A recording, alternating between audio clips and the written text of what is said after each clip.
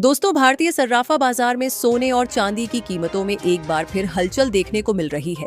वैश्विक बाजारों के संकेत, डॉलर की स्थिति, कच्चे तेल के दाम और निवेशकों की मांग, इन सभी का सीधा असर भारत में सोने चांदी की कीमतों पर पड़ता है। अगर आप निवेशक हैं, ज्वेलरी खरीदने की योजना बना रहे हैं या सिर्फ बाजार की चाल को समझना चाहते हैं, तो आज के ताजा भाव और उनका विश्लेषण आपके लिए बेहद महत्वपूर्ण है। आज 30 अप्रैल 2026 को सबसे पहले बात करते हैं सोने की कीमतों की। आज 24 कैरेट सोना, जो कि 99.9% शुद्धता वाला माना जाता है, 1,50,430 रुपये से 1,50,810 रुपये प्रति 10 ग्राम के बीच कारोबार कर रहा है। ये रेंज अलग अलग शहरों और डीलरों के अनुसार थोड़ी ऊपर नीचे हो सकती है। 24 कैरेट सोना मुख्य रूप से निवेश के लिए खरीदा जाता है क्योंकि इसमें शुद्धता सबसे अधिक होती है और इसकी रीसेल वैल्यू भी मजबूत रहती है।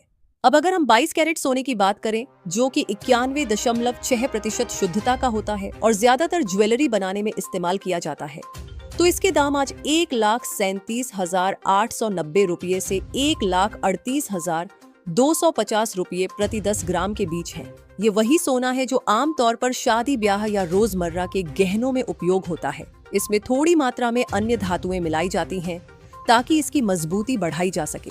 18 कैरेट सोने की कीमत आज 1,12,820 रुपये से 1,13,140 रुपये प्रति 10 ग्राम के आसपास चल रही है। ये 75% शुद्ध सोना होता है और इसे आधुनिक डिजाइन वाली ज्वेलरी में काफी पसंद किया जाता है, खासकर युवाओं के बीच। यह हल्का होता है, सस्ता होता है और डिजाइनिंग के लिए अधिक लचीला माना जाता है। अब बात करते हैं चांदी की, जो पिछले कुछ समय से निवेशकों के बीच तेजी से लोकप्रिय हो रही है। आज 99.9% शुद्ध चांदी की कीमत 2,34,500 रुपये से 2,54,900 रुपये प्रति किलोग्राम के बीच दर्ज की गई है। चांदी की कीमतों में यह अंतर मुख्य रूप से अलग अलग शहरों की मांग, सप्लाई और स्थानीय टैक्स संरचना के कारण होता है। दिल्ली, मुंबई, कोलकाता और चेन्नई जैसे बड़े शहरों में चांदी के भाव अलग अलग हो सकते हैं। खासकर चेन्नई में चांदी की कीमतें अक्सर ऊंचे स्तर पर देखने को मिलती हैं, क्योंकि वहां इंडस्ट्रियल डिमांड और ज्वेलरी खपत दोनों ही अधिक हैं।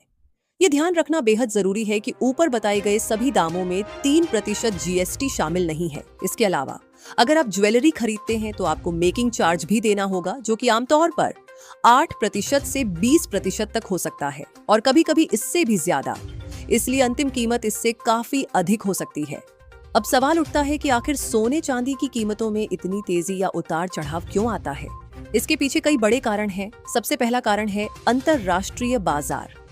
भारत सोने का बड़ा आयातक है, इसलिए जब भी ग्लोबल मार्केट में सोने की कीमत बढ़ती है, उसका सीधा असर भारतीय बाजार पर पड़ता है। दूसरा महत्वपूर्ण कारक है डॉलर की स्थिति। जब डॉलर मजबूत होता है तो सोना महंगा हो जाता है, क्योंकि अंतरराष्ट्रीय व्यापार डॉलर में होता है। इसके विपरीत अगर डॉलर कमजोर पड़ता है तो सोने की कीमतों में राहत मिल सकती है। तीसरा कारण है महंगाई यानी इन्फ्लेशन। जब महंगाई बढ़ती है तो लोग सोने में निवेश को सुरक्षित मानते हैं, जिससे इसकी मांग बढ़ जाती है और कीमतें ऊपर चली जाती हैं। इसके अलावा जियोपॉलिटिकल टेंशन यानी अंतरराष्ट्रीय तनाव भी सोने की कीमतों को प्रभावित करता है। जब दुनिया में कहीं भी अस्थिरता बढ़ती है, जैसे युद्ध या आर्थिक संकट, तो निवेशक सुरक्षित विकल्प के रूप में सोने की ओर रुख करते हैं। चांदी की बात करें तो यह सिर्फ एक कीमती धातु ही नहीं, बल्कि एक इंडस्ट्रियल मेटल भी है।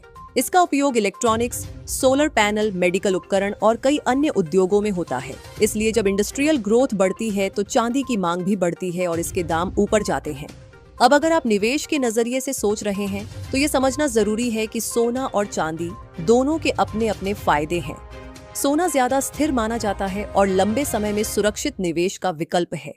वहीं चांदी में वॉलेटिलिटी ज्यादा होती है, यानी इसमें तेजी और गिरावट दोनों जल्दी होती है, जिससे शॉर्ट टर्म ट्रेडिंग के मौके भी बनते हैं।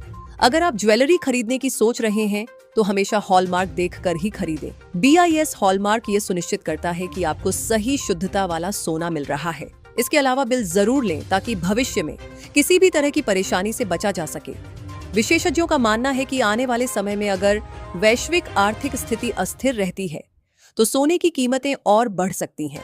हालांकि बीच बीच में प्रॉफिट बुकिंग के कारण थोड़ी गिरावट भी देखने को मिल सकती है। अगर आप लंबे समय के निवेशक हैं तो गिरावट के दौरान खरीदारी करना एक समझदारी भरा कदम हो सकता है। वहीं अगर आप ट्रेडिंग करते हैं तो आपको बाजार के ट्रेंड और खबरों पर लगातार नजर रखनी होगी। सोने और चांदी में निवेश सिर्फ भाव देखकर नहीं, बल्कि अपने वित्तीय लक्ष्य, जोखिम क्षमता और समय अवधि को ध्यान में रखकर करना चाहिए। तभी आप इन कीमती धातुओं से सही लाभ उठा पाएंगे। सोने और चांदी के भाव से जुड़ी जानकारी के लिए हमारे YouTube चैनल को सब्सक्राइब करें।